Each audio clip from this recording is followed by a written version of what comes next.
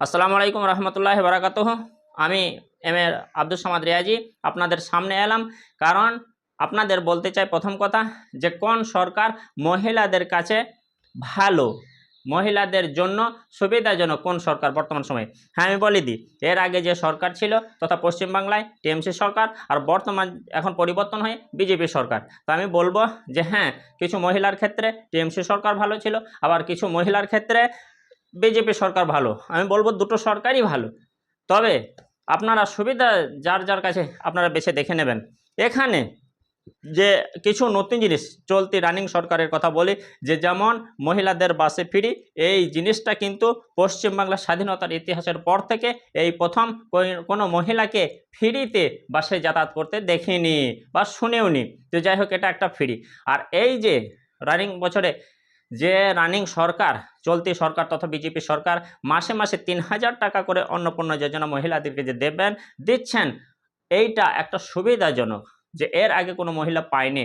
তো এই সরকারও মহিলাদের জন্য এই দিক দিয়ে ভালো, যারা বিশেষ করে ১,৪৫,০০,০০০ যারা অন্নপূর্ণ টাকা পাচ্ছেন তাদের কাছে অবশ্যই, বিশেষ করে সেই মহিলার কাছে ভালো।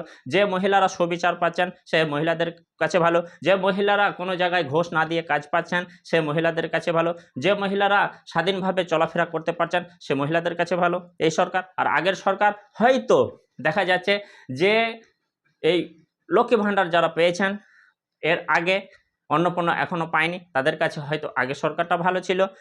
আর হয়তো নিজের কিছু সুবিধা আখের গুছিয়ে নিতে পেরেছেন, নিজের কিছু সুবিধার কাজ হয়েছে, তাদের কাছে ভালো। এমনকি হয়তো আগের সরকার, বিগত সরকার কিছু জিনিস দিয়েছিলেন, কন্যাশ্রী, রূপশ্রী, আরও কিছু শ্রী সেইগুলির দিক দিয়ে তাদের কাছে ভালো। আমি সরাসরি রাজনীতির সঙ্গে যুক্ত না এবং মোটামুটি রাজনীতি নিয়ে বেশি মাখামাখিও করি না, নিরপেক্ষ থাকতে চাই। তবে 5 বছর অন্তর অন্তর 3টে করে যে ভোট হয়, ভোট দিয়ে থাকি এবং মিডিয়ার মাধ্যমে যে খবরগুলি দেখি, সাধারণ পরিস্থিতি, বর্তমান পরিস্থিতিতে যে এরকম আবহাওয়া খবরগুলি পাই, সেই নিয়ে বিবেচনা করে আপনাদের কাছে বলতে চাই যে হ্যাঁ, দুই সরকার দুই দিকেই ভালো। তবে কিছু মানুষ কোনো সরকারের নীতি তো একদম খারাপ থাকে না, কিন্তু কিছু মানুষ সেটার নীতিটাকে উল্টো দিকে ব্যবহার করে, যে কারণে পার্টির নামে, যে কারণে এই রাজনৈতিক দলের নামে চলে যায়।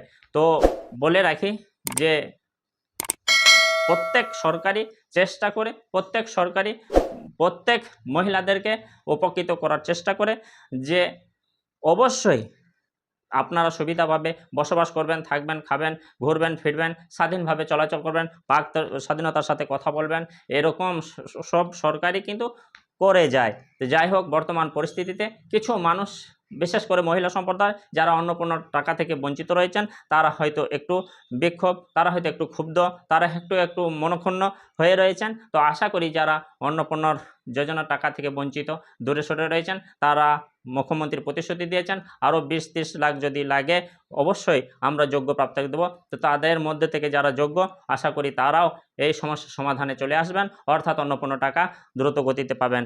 এই কথা আশা রেখে আপনারা শান্ত থাকুন, আর যেখানে গেলে অন্নপূর্ণা টাকা পাবেন, আরও সরকারের যাবতীয় সুবিধা মহিলারা পাবেন, সেই দিকে সকলে আশা রাখুন, চেষ্টা রাখুন। আসসালামু আলাইকুম ওয়া রাহমাতুল্লাহি ওয়া বারাকাতুহু।